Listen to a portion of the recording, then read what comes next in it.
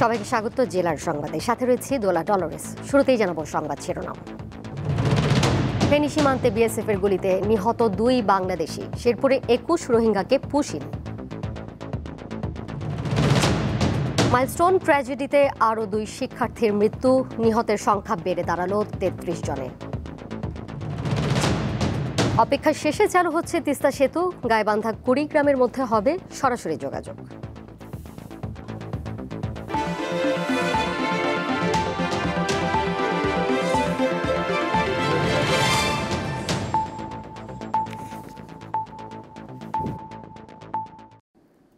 শেরপুরের নালিতাবাড়ি সীমান্ত দিয়ে 21 জন রোহিঙ্গা নাগরিককে বাংলাদেশে পুশিন করেছে ভারতের সীমান্তরক্ষী বাহিনী বিএসএফ। বৃহস্পতিবার গভীর রাতে এসব রোহিঙ্গা নাগরিক নাকুগাঁও প্রধান সড়কে উঠতে চেষ্টা করে। খবর পেয়ে হাতিপাগার বিওপির বিজিবি টহল দল তাদের আটক করে। পরে তাদের নাকুগাঁওয়ের একটি স্কুলে রাখা হয়। আটককৃত 21 জন 6টি পরিবারের সদস্য। এদের মধ্যে পুরুষ 5 জন, মহিলা 5 জন এবং 11 শিশু রয়েছে।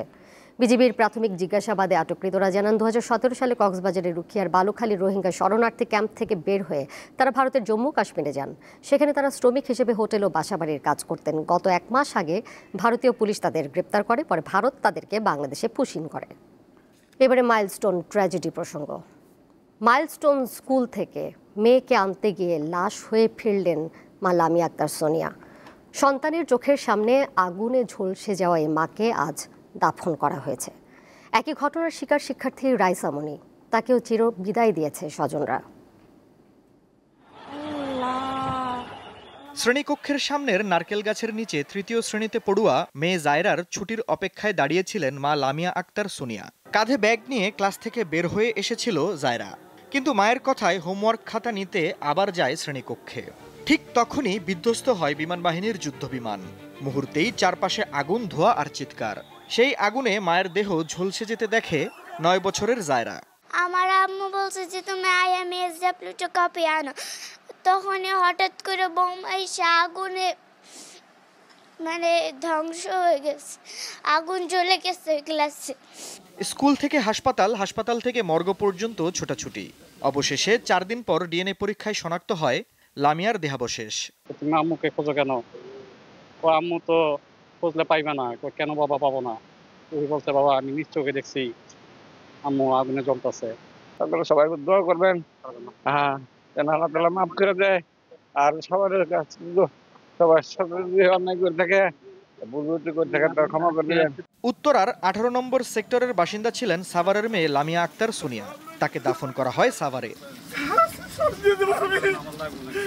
বিমান দুর্ঘটনার শিকার মাইলস্টোন স্কুলের ছোট্ট রাইসা মনি। তাকে দাফন করা হয়েছে ফরিদপুরের আলফাডাঙ্গার গ্রামের বাড়িতে। মর্মান্তিক এ ঘটনায় শোকস্তব্ধ গ্রামবাসী। উপজেলার গোপালপুর ইউনিয়নের বাজড়া ঈদগাহ ময়দানে তার জানাজা হয়। কোচিং করার জন্য ছিল, কোচিং এর অবস্থাতেই বিমান দুর্ঘটনা এসে পতিত হয়। ভোর 4টায় আমাদের গ্রামের বাড়িতে আসি আমরা একসাথে লাশের সাথে। এখন খবরস্থল করলাম আর কি। 21 জুলাই দুর্ঘটনার পর থেকে নিখোঁজ হন রাইসা। ডিএনএ পরীক্ষার মাধ্যমে বৃহস্পতিবার তার পরিচয় শনাক্ত করে সিআইডি। আফরিদ হাসান, দীপ্ত, বার্তা কক্ষ। পরের প্রসঙ্গে যাচ্ছি। দীর্ঘদিনের অপেক্ষা শেষে চালু হতে যাচ্ছে গাইবান্ধা ও কুড়িগ্রামবাসীর দীর্ঘদিনের স্বপ্নের তিস্তা সেতু। ফলে গাইবান্ধা ও কুড়িগ্রাম জেলার মধ্যে চালু হবে সরাসরি সড়ক যোগাযোগ। আগামী 2 আগস্ট উন্মুক্ত করে দেওয়া হবে সেতুটি। গাইবান্ধার সুন্দরগঞ্জের হরিপুর থেকে কুড়িগ্রামের চিলমারি পর্যন্ত তিস্তা নদীর উপর নির্মিত হয়েছে তিস্তা সেতু। LGEDর মাধ্যমে বাস্তবায়িত এই সেতুটির দৈর্ঘ্য 1490 মিটার। 31টি স্প্যানের উপর নির্মাণ করা হয়েছে সেতু। রং, লাইটিং সহ পুরো সেতুর অবকাঠামোর কাজ শেষ হয়েছে। এটি উন্মুক্ত হলে কুড়িগ্রাম, চিলমারি, ভুরুঙ্গামারি, নাগেশ্বরী, উলিপুর থেকে সড়ক পথে রাজধানী ঢাকার সাথে দূরত্ব কমবে অনেক। এই ভোগান্তি হতে হয়, বলি দেখা না নৌকার জন্য, কখন নৌকা আসে না আসে। হ্যাঁ, ব্রিজটা হয় আমাদের ভালো সুবিধা হয়েছে। ব্রিজটা হয়েছে খুব ভালো হয়েছে। আমাদের জনগণ মনে করেন ভালোই আছে, শান্তি সুখীতে থাকবে এখানে। এই ব্রিজ পেয়ে অত্যন্ত খুশি, যেহেতু আমাদের অনেক সমস্যার সমাধান এখান থেকে হবে। গাইবান্ধা LGEDর নির্বাহী কর্মকর্তা জানান, তিস্তার উপর এই সেতু নির্মাণের ফলে গাইবান্ধা ও কুড়িগ্রামের যোগাযোগ ব্যবস্থা থেকে শুরু করে ব্যবসা বাণিজ্যের ব্যাপক প্রসার ঘটবে। এই ব্রিজটি নির্মাণের ফলে প্রায় কুড়িগ্রাম ও গাইবান্ধা 20 লক্ষাধিক মানুষ সরাসরি উপকৃত হবে এবং চরাঞ্চলে প্রান্তিক চাষি ওনাদের উৎপাদিত সবজি, অন্যান্য সবজি ঢাকা এবং দেশের অন্যান্য অঞ্চলে খুবই অতি তাড়াতাড়ি যে বৃষ্টির মাধ্যমে পরিবহন করতে সক্ষম হবে। 2014 সালের 26শে জানুয়ারি সেতুটির নির্মাণ কাজের উদ্বোধন করা হলেও নানা জটিলতায় 2021 সালে এর কাজ শুরু হয়। সেতুটির নির্মাণে খরচ হয়েছে প্রায় 730 কোটি 85 লাখ টাকা। দীপ্ত বার্তা কক্ষ। এবার কেউ স্টিল চট্টগ্রাম সংবাদ।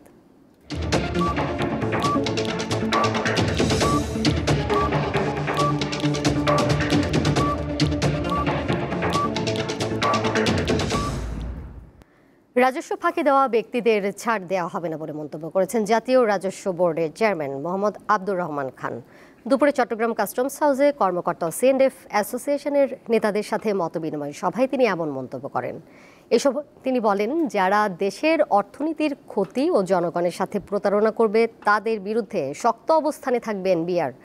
কাস্টমস ম্যানেজমেন্টের জন্য নতুন সফটওয়্যার তৈরি করা হচ্ছে জানিয়ে তিনি আরও বলেন, আগামী 1 বছরের মধ্যে এই কাজ সম্পন্ন হবে। ব্যবসায়ীদের দ্রুত সেবা নিশ্চিত করতে এনবিআর কাজ করছে বলেও জানান তিনি। এ সময় সিএনএফ নেতারা আমদানি পণ্য খালাসে দীর্ঘসূত্রিতা সহ নানা সমস্যার কথা তুলে ধরেন। রাজধানীর উত্তরার মাইলস্টোন স্কুল অ্যান্ড কলেজে বিমান বিধ্বস্তের ঘটনায় নিভে গেল আরও 2 শিক্ষার্থীর জীবন প্রদীপ। জাতীয় বার্ন প্লাস্টিক সার্জারি ইনস্টিটিউটে চিকিৎসাধীন অবস্থায় শুক্রবার সকালে মারা যায় মাত্র 10 বছর বয়সী শিশু আয়মান। পরে মাকিন সরকার নামের আরও এক শিক্ষার্থীর মৃত্যু হয়। ওই দুর্ঘটনায় মৃতের সংখ্যা বেড়ে দাঁড়ালো 33 জনে।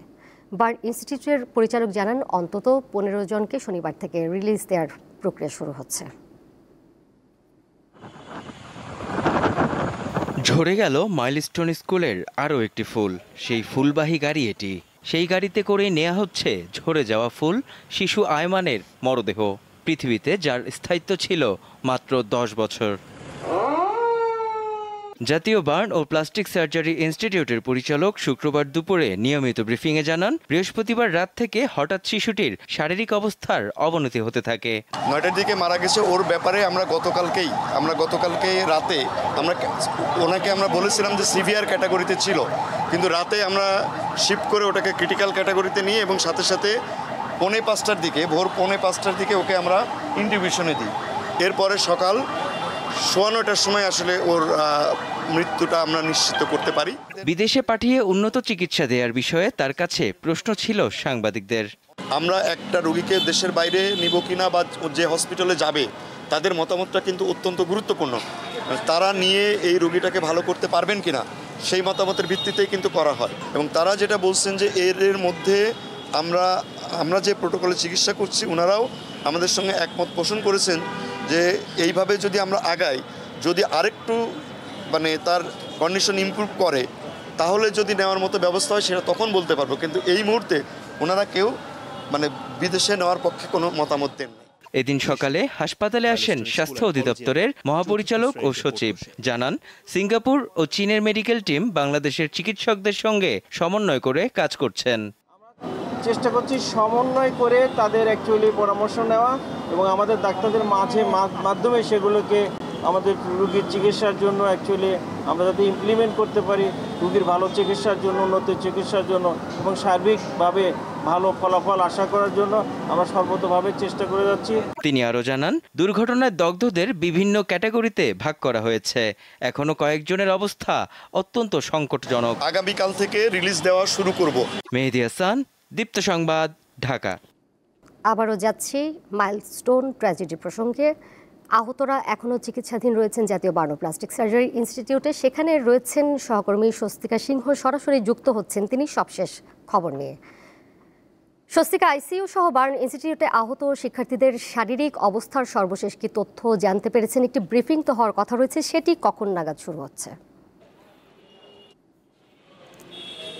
দোলা, আপনি আসলে যেমনটি বলছিলেন, এখনো পর্যন্ত যারা চিকিৎসাধীন রয়েছে এবং আইসিইউতে রয়েছে তাদের অবস্থা কিন্তু সংকটাপন্ন এবং ঠিক সেই সংকটাপন্ন অবস্থায় কিন্তু সিঙ্গাপুর থেকে এবং চায়না চীন যেসব বিদেশ থেকে যেসব মেডিকেল টিম এসেছিলেন তাদের তত্ত্বাবধানে বাংলাদেশের মেডিকেল টিম সব কিছু মিলিয়ে কিন্তু একসাথে কাজ করা হচ্ছে এবং এই বার্ন ইনস্টিটিউট থেকে কিন্তু ব্রিফিং করার কথা রয়েছে এবং সেই ব্রিফিংটা কিন্তু 5:30 নাগাদ শুরু হওয়ার কথা। সেই ব্রিফিংয়ের মধ্য দিয়ে কিন্তু আমরা আসলে জানতে পারবো যে মৃত্যুর যে সংখ্যাটা 34 জনের ছিল সেই সংখ্যাটা আসলে বাড়লো কিনা, অথবা যে সংখ্যাটা যে 15 জনের কথা আসলে সকালে ব্রিফিংয়ের মাধ্যমে জানানো হয়েছিল যে 15 জনের অবস্থা মোটামুটি একটু ভালো, যে 15 জনকে গতকাল থেকে রিলিজ দেওয়া শুরু হবে সেই সংখ্যাটার বিষয়েও জানতে পারবো। পাশাপাশি 6 জনের অবস্থা সংকটাপন্ন ছিল, সেই 6 জনের অবস্থা এখন আসলে কোন পরিস্থিতিতে গিয়েছে সেটাও কিন্তু ব্রিফিং হলে আসলে আমরা জানতে পারবো। আমাদের কিন্তু জানানো হয়েছে যে ঠিক 5:30 নাগাদ এখানে ব্রিফিং শুরু হবে। পাশাপাশি আপনাকে একটু জানিয়ে রাখি, ঠিক এই বার্ন ইনস্টিটিউটে কিন্তু নিরাপত্তার যে ব্যবস্থা সেই নিরাপত্তা ব্যবস্থা কিন্তু জোরদার করা হয়েছে। সেনাবাহিনী, পুলিশ, পাশাপাশি কিন্তু আইনশৃঙ্খলা বাহিনীর যত বাহিনী রয়েছে সব বাহিনী কিন্তু কঠোরভাবে কাজ করছেন এবং অপ্রয়োজনীয় কোনো ব্যক্তিদের কিন্তু ভেতরে প্রবেশের যে জায়গাটি সেটি কিন্তু একেবারে সম্পূর্ণ বন্ধ করে দিয়েছেন। আবার পাশাপাশি যারা আসলে রক্ত দিতে ইচ্ছুক ছিলেন তাদের যে জায়গাটি সেটিও কিন্তু বন্ধ করে দিয়েছেন। তারা কিন্তু বারবার করে বলছেন যে তাদের প্রয়োজন না হলে ঠিক ভেতরে প্রবেশের জায়গাটি কিন্তু আসলে যাবে না, কারণ ভেতরে যে শিশুরা রয়েছে শিশুদের চিকিৎসায় যাতে আসলে কোনো সমস্যা না হয় সেই বিষয়টি কিন্তু এই বার্ন ইনস্টিটিউট থেকে সম্পূর্ণভাবে তত্ত্বাবধান করা হচ্ছে এবং ভারত থেকে যেসব চিকিৎসার পর্যবেক্ষণের জন্য যে টিম এসেছিল সেই টিম কিন্তু আসলে ফিরে গিয়েছেন। এখন কিন্তু অন্য দুটি দেশের যারা প্রতিনিধি রয়েছেন তারা কাজ করছেন। পাশাপাশি যাদের অবস্থা আসলে এই যেসব সংকটাপন্ন শিশুরা রয়েছে 6 জনের, তাদের অবস্থা আসলে কোথায় এখন কি অবস্থায় রয়েছে বা যে 15 জন ছিল তাদের অবস্থাও কি কালকে থেকে আসলে রিলিজ দেওয়ার কথা ছিল, সেই রিলিজ দেওয়ার বিষয়টিও কিন্তু আসলে ব্রিফিং হবে কিছু সময়ের মধ্যে। ব্রিফিং হলে আমি পরবর্তী সংবাদে আসলে আপনার মাধ্যমে দর্শকদের জানাতে পারবো যে এখানে আসলে সর্বশেষ তথ্যটা আসলে কি। দোলা, এই ছিল আসলে সর্বশেষ বার্ন ইনস্টিটিউট থেকে। সরাসরি যুক্ত ছিলেন সহকর্মী স্বস্তিকা সিংহ। পরের প্রসঙ্গে যাচ্ছি।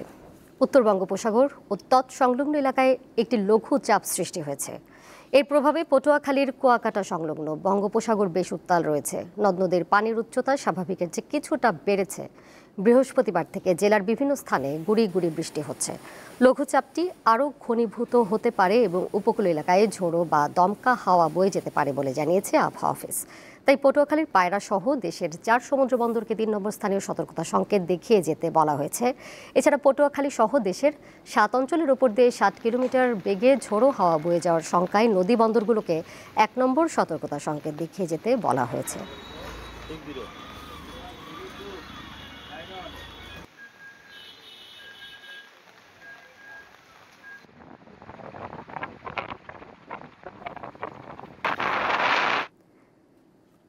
শেষ করব জেলার সংবাদ, যাবার আগে শিরোনামগুলো জেনে দেব আরও একবার।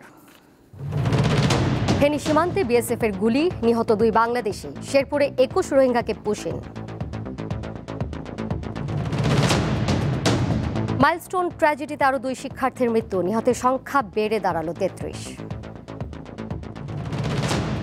অপেক্ষার শেষে চালু হচ্ছে তিস্তা সেতু, গাইবান্ধা কুড়িগ্রামের মধ্যে হবে সরাসরি যোগাযোগ।